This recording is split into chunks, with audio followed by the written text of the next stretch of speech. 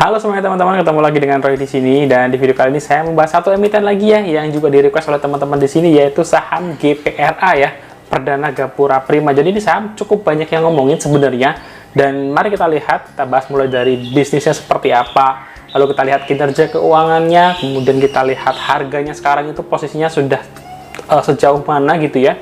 Kita bandingkan dengan historinya, dengan prospeknya. Lalu kalau misalkan kita mau entry, idealnya di angka berapa? Lengkap kita bahas di video kali ini. Teman-teman, sebelum lanjut, jangan lupa subscribe dulu, tekan loncengnya supaya nggak ketinggalan. Dan nggak usah lama lagi, enjoy the video.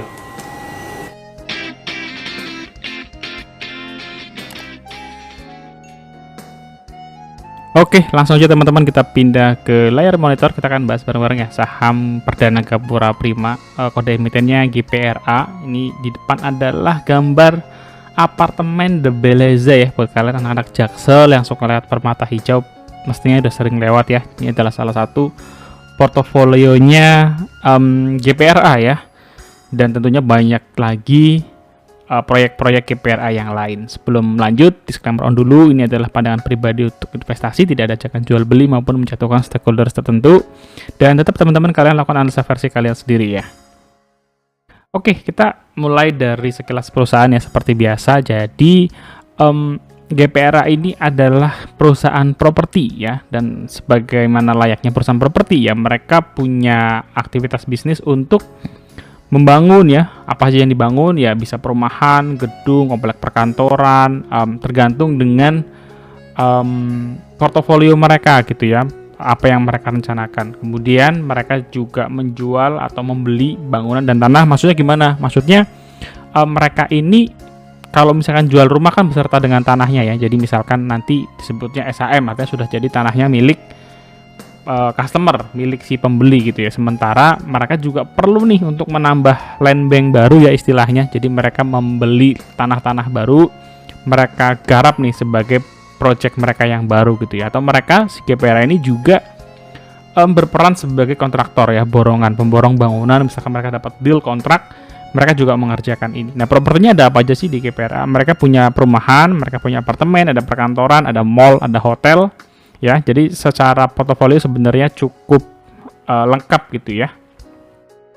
Nah, ini adalah portfolionya ya. Jadi kalau kita mau menilai apa yang sudah mereka kerjakan di sisi portofolio ya, kita harus lihat ya apa saja sih proyek-proyek mereka gitu ya.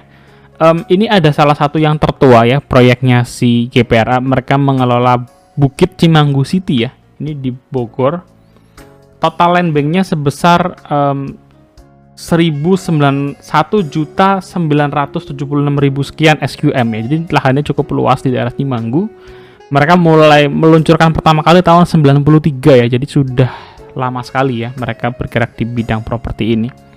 Ada juga yang lainnya nih, The Beleza, ini yang cukup baru hitungannya ya, meskipun baru sudah 20 tahun, tapi The Beleza ini ya salah satu portofolio yang menarik ya, karena memang terlihat bagus, banyak dijadikan sebagai referensi juga kalau misalkan teman-teman ada yang tinggal di daerah Jakarta Barat, Jakarta Selatan, mendekati ke arah permata hijau gitu ya, biasanya apartemennya yang cukup jadi referensi adalah The Beleza ya. Lalu ada juga The Great Western Serpong ya, ini setos ya istilah lainnya ya, Serpong Town Square, daerah Serpong ya, daerah Tangerang. Jadi ini juga salah satu properti yang sebenarnya proyeknya cukup ambisius, nanti kita akan bahas di belakang, karena menurut saya ini jadi salah satu resiko ya di saham GPRA.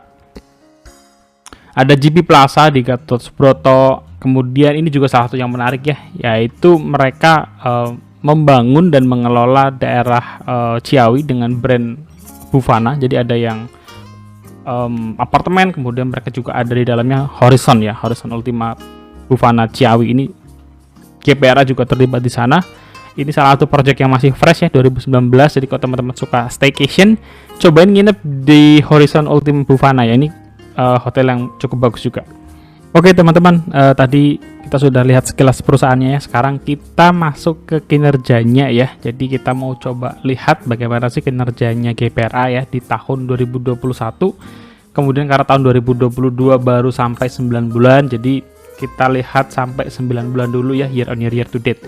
Oke, pertama dari pendapatannya. Jadi di tahun 2021 ini sepertinya jadi tahun turnaround-nya GPRA ya, di mana mereka naik cukup bagus ya, pendapatannya tumbuh 40%. Sementara kalau kita lihat di 9 bulan tahun 2022, pendapatannya mereka justru minus 4% gitu ya.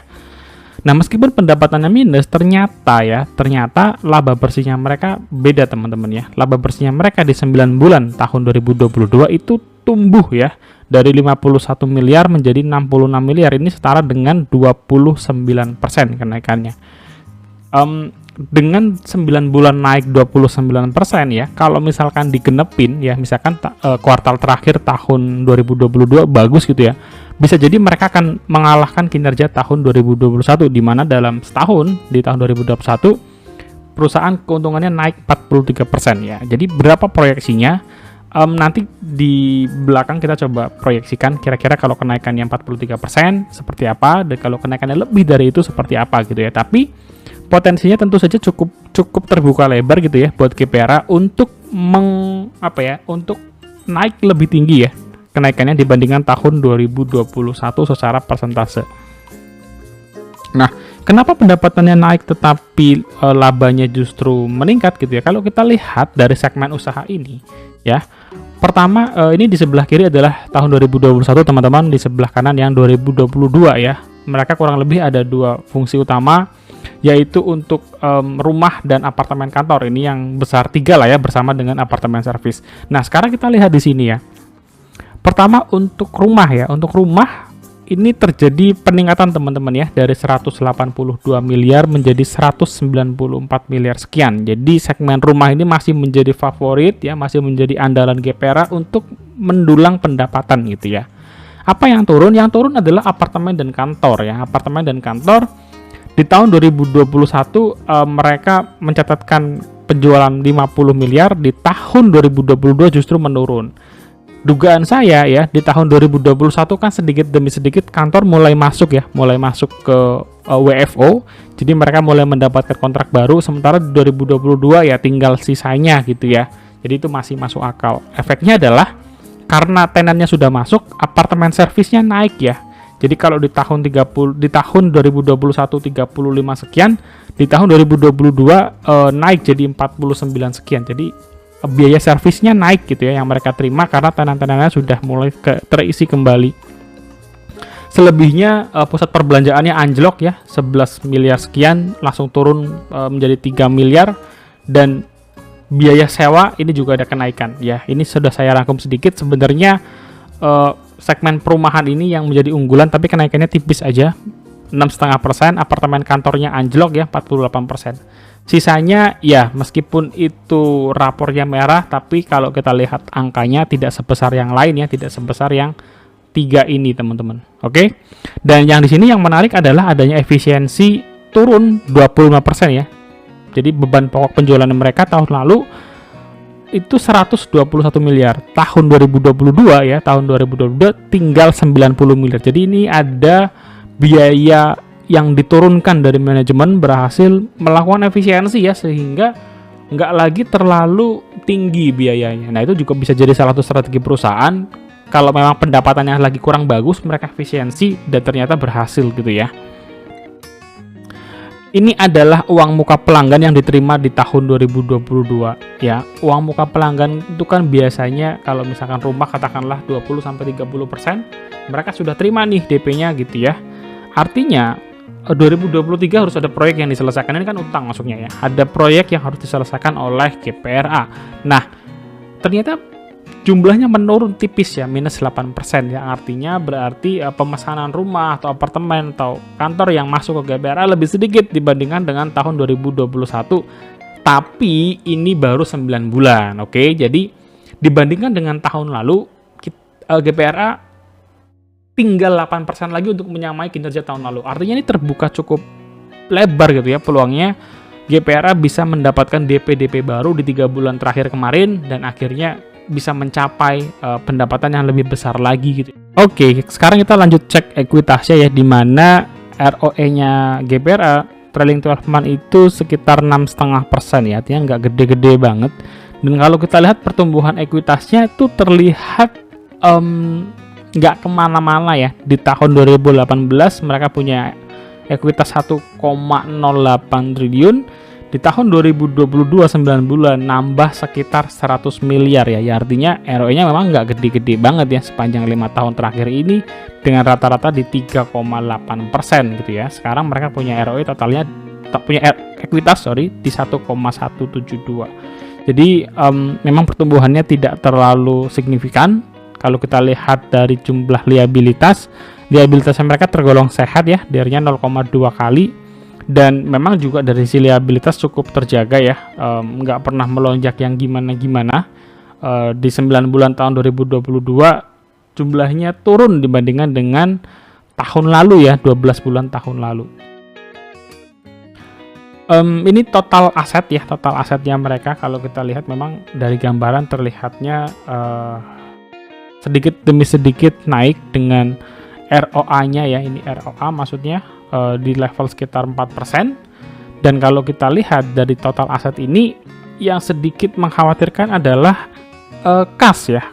Bagaimanapun kasnya mereka itu kan, mereka perusahaan properti ya, harus cari land bank baru, harus cari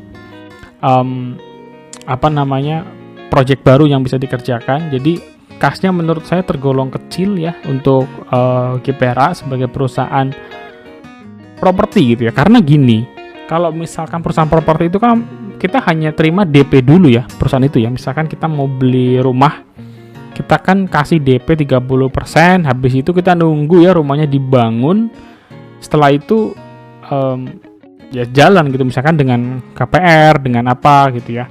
Atau misalkan kalau misalkan rumahnya dibangun dulu gitu ya, sambil berjalan dengan akad, ya mereka bisa terima balikan gitu ya dari KPR. Tapi setahu saya kan kalau KPR itu, kalau kita mau KPR disetujui bank itu kan bentuk rumahnya harus jadi dulu ya, harus jadi, dan itu butuh modal sampai itu bisa akad. Artinya keluar duit dulu ya dari si pengembang ini.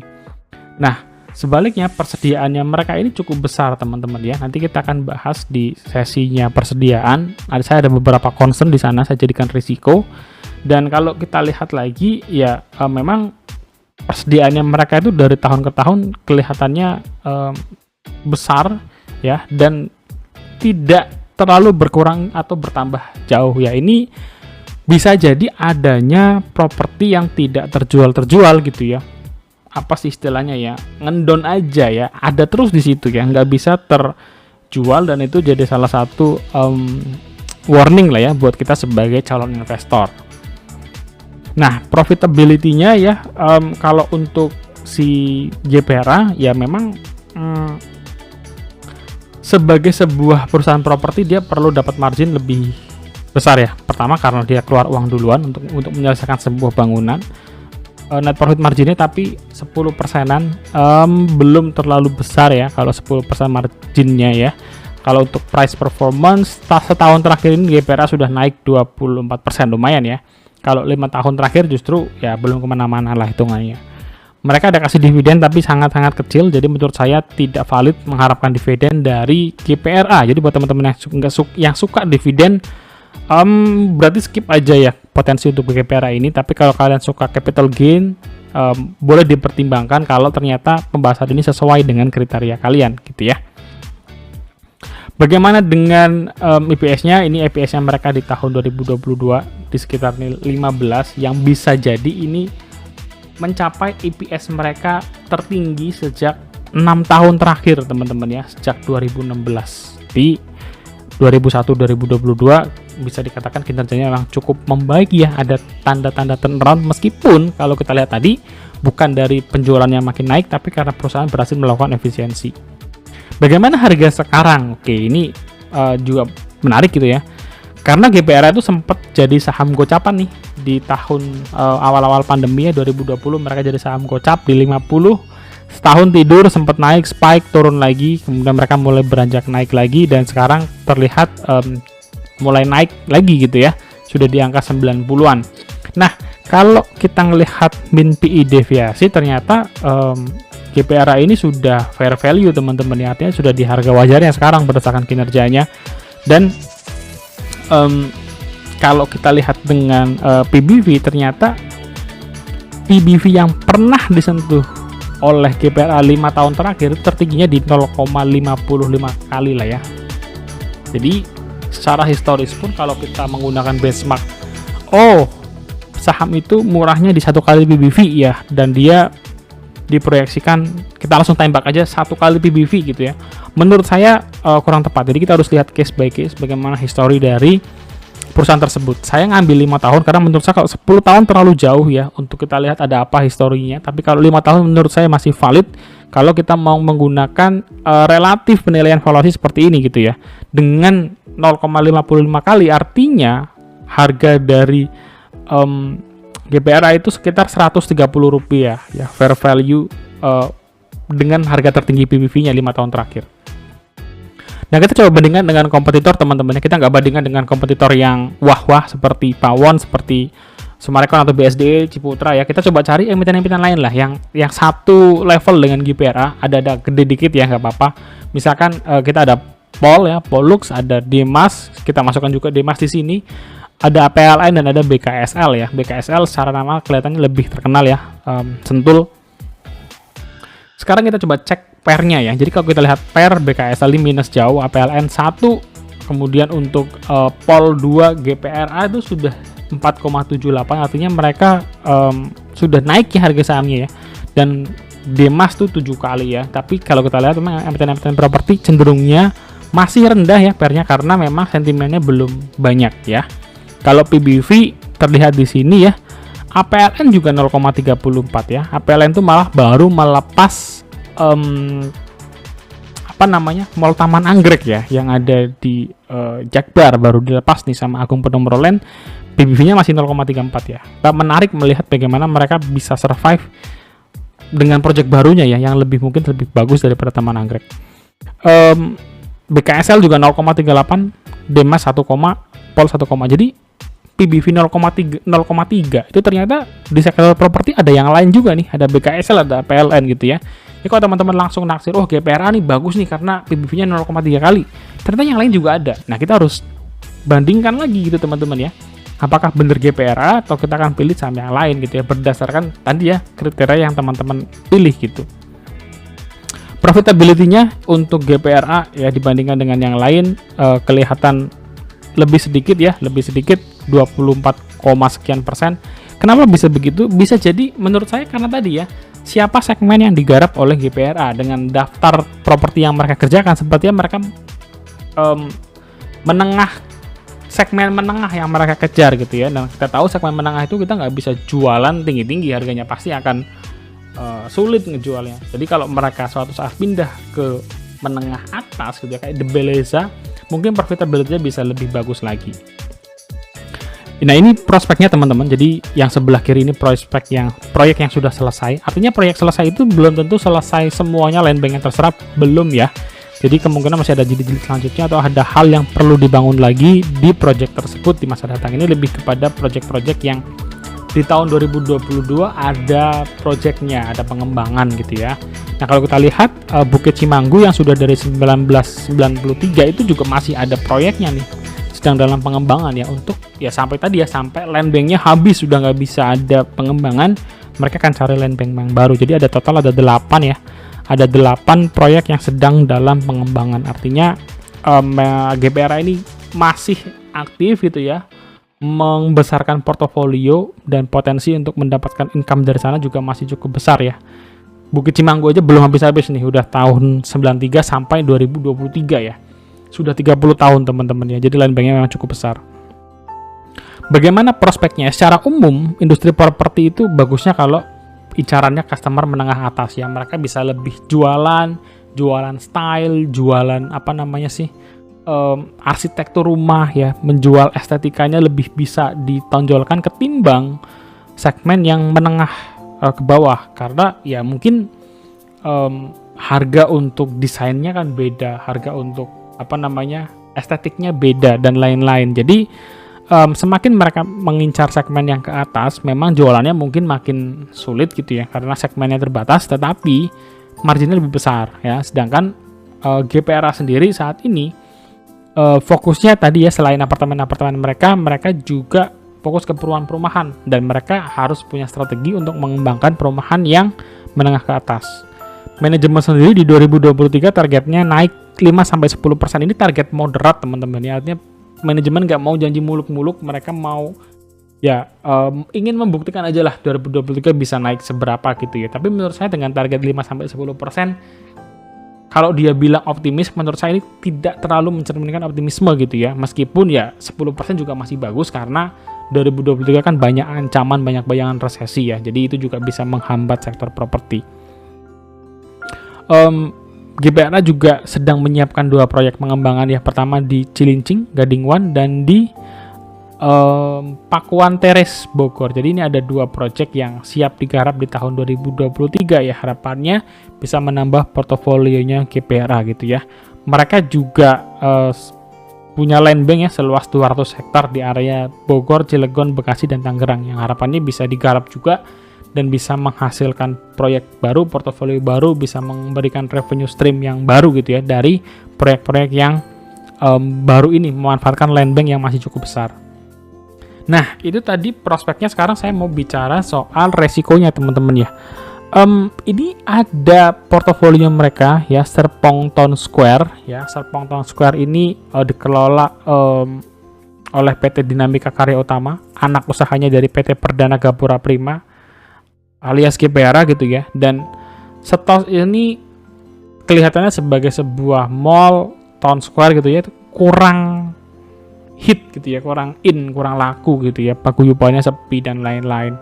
Nah, itu tercermin juga di sini teman-teman ya, tercermin di persediaan. Jadi Serpong Town Square ini ya ibaratnya itu menggenggam 100 miliar uangnya GPRA. Nah, uang 100 miliar ini itu kan mati jadinya ya. Kalau misalkan ini tidak terjual, ini bahaya teman-teman ya. Jadi manajemen mestinya harus mulai berpikir ya bagaimana bisa mengcashkan ya Serpong Town Square ini ya. Mungkin mereka jual kerjasama dengan pengembang lain atau apapun langkah yang diambil supaya 100 miliar ini tidak tertahan gitu ya. Ini 100 miliar itu untuk yang pusat perbelanjaannya, belum lagi apartemen dan kantornya 101 miliar. Jadi dari proyek ini saja ada 201 miliar ya, atau setengah dari jumlah persediaannya mereka. Ini gede banget ya, gede banget. Dan harus cari solusinya ya supaya dapat cash dari sana. Nah, kalau teman-teman nanti ikut public expose-nya GPRA, ada tanya jawab, boleh silakan tanyakan ke manajemen gimana ya tantangannya ya menghabiskan persediaan ya yang sudah lama ini ya, karena ini dari tahun 2012 sudah di demo sampai ini sekarang 2023, artinya sudah 11 tahun. Kira-kira langkah apa yang bisa diambil untuk menyelamatkan uang yang cukup besar ini? Ini kalau diputar lagi kan lumayan ya, bisa untuk modal project yang baru. Yang kedua, menghadapi persaingan sektor properti yang makin kompetitif ya. Misalnya mereka sekarang di Serpong. Di Serpong itu posisinya mereka diapit sama Lipo Karawaci, diapit sama Sumarekon Serpong, diapit oleh BSD, diapit oleh Alam Sutra. Wah, padat banget nih. Jadi persaingannya sangat kompetitif ya. Pelanggan itu nggak usah pusing mikir yang mana gitu, karena bagus-bagus semua.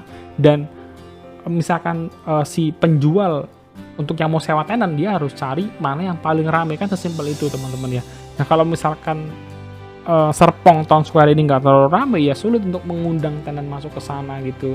Dan kalau untuk tempat tinggal apartemen ya balik lagi ya, kalau misalkan apartemennya tidak strategis, tidak banyak dihuni oleh tenan-tenan yang menarik gitu ya, misalkan tenan restoran, tenan untuk living, ya orang akan lebih prefer tinggal di daerah yang sudah tenannya sudah ramai, sudah banyak gitu ya.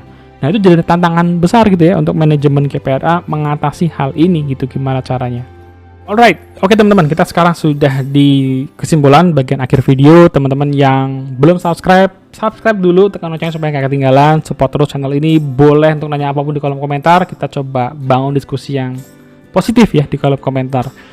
Pertama, kesimpulannya dari kinerjanya dulu ya, bahwa kinerja dari GPRA ini memang membaik ya, ditopang oleh beban penjualan yang turun ya, 25% itu penurunan yang cukup bagus, dan laba bersihnya akhirnya impact-nya naik 29% ya, 29%. Tapi uang pelanggan yang mereka terima per 9 bulan 2022 itu turun tipis turun 7%-an, artinya itu kan modal mereka untuk 2023 ya. Jadi harus ada strategi untuk meningkatkan lagi uang DP-nya di 3 bulan 2022 kemarin ya. Mudah-mudahan sih sudah selesai dan hasilnya positif. Nanti kita review lagi kalau laporan keuangan full year-nya sudah terbit gitu ya. Yang kedua, GPRA ini punya persediaan besar ya, sumbangannya dari Serpong Town Square, apartemen, dan pusat perbelanjaannya total 200 miliar, itu jumlah yang gede banget. Mereka sebenarnya kalau bisa cash kan itu bakal jadi sesuatu yang positif untuk ya modal portofolio mereka selanjutnya gitu ya. Nah, ini menarik sih, silakan teman-teman kalau nanti ketemu public expose-nya GPRA atau kalian hadir di RUPS, kalian boleh tanyakan strategi perusahaan ini untuk bisa mengcashkan Serpong Town Square ini gimana caranya gitu ya. Apakah nanti perlu ada deal corporate besar, merger dan lain-lain untuk bisa memaksimalkan hasil project di Serpong Town Square tersebut gitu ya, sehingga itu bisa jadi portofolio modal land bank baru mereka ke depan. Nah, dengan resiko yang kita hadapi, dengan kinerja perusahaan yang mulai membaik gitu ya, kira-kira langkahnya gimana nih Bang kalau kita mau masuk invest di GPRA gitu ya. Pertama, base skenario ya. Kalau tadi kita lihat tahun 2021 mereka sudah naik 40% ya. Nah, di 2022 full year gitu ya, saya masih memberikan optimisme bahwa mereka bisa naik sampai 60%. Ya, ini base skenario-nya ya. Jadi mereka sudah dapat laba bersih 29% dan mungkin saja bisa akhirnya mencapai 60% ya. Kalau misalkan mereka bisa mencapai kinerja laba bersihnya naik 60% di tahun 2022, potensi sahamnya rally itu terbuka lebar, apalagi ini small caps yang kadang-kadang sekalinya naik bisa 15% gitu ya, bisa arah bahkan bisa jadi gitu ya. Karena memang small caps ya, ini hati-hati juga buat teman-teman yang nggak terlalu suka dengan gerakan sahamnya agak-agak lincah ya, nggak ada salahnya kalian menghindari, dan nggak apa-apa juga kalian nggak ngambil saham-saham yang small caps gitu ya, sesuaikan dengan resiko kalian. Jadi kalau misalkan kinerjanya bagus sampai naik 60% labanya, PBV-nya optimisnya bisa sampai 0,7 kali, itu di sekitaran Rp181. Jadi kalau misalkan teman-teman beli di harga 90 dan harganya rally sampai 180, bisa beggar ya, naik 100%.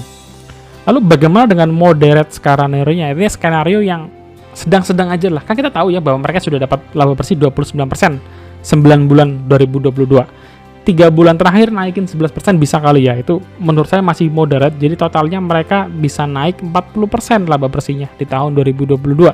Nah, skenario yang kedua ini dengan level moderate, PBV-nya bisa naik lagi ya di rekor tertingginya mereka di 0,55 kali, kurang lebih di Rp142 ya harga sahamnya. Jadi kalau teman-teman beli di harga sekarang berapa ya, 99, 98 atau 100, potensi untuk sampai di sini ya 40% ya, 40%. Sedangkan kalau teman-teman beli di harga sekarang dan dia rally sampai 181, potensinya dapat 80%. Ini kalau teman-teman tertarik dengan harga sekarang ya, di kisaran 98 sampai 100 perak gitu ya. Tapi kalau saya sendiri, saya ngelihat dengan resiko yang besar tadi, nggak besar sih, dengan resiko bahwa ada persediaan yang mandek di sana, kasnya yang nggak terlalu besar, saya coba ingin menawar lah ya, menawar. Di mana posisi tawarnya? Menurut saya best buy-nya di sini ya, di 75 sampai 90 rupiah gitu ya. 90 rupiah itu kan sebenarnya hanya turun 10%-an lagi ya dari harga sekarang, jadi masih mungkin banget. Kalau ke 75 terus terang saya nggak tahu ya. Jadi kalau teman-teman sudah punya dari harga 75 bisa di hold, tapi kalau misalkan teman-teman baru rasanya nunggu sampai 90 rupiah juga oke gitu ya. Kalau ternyata nanti ditinggal ya nggak ada masalah, masih banyak saham yang lain, kita nggak perlu kecewa kalau misalkan wah ternyata GPRA nggak turun nih, langsung rally naik sampai 180 gitu ya.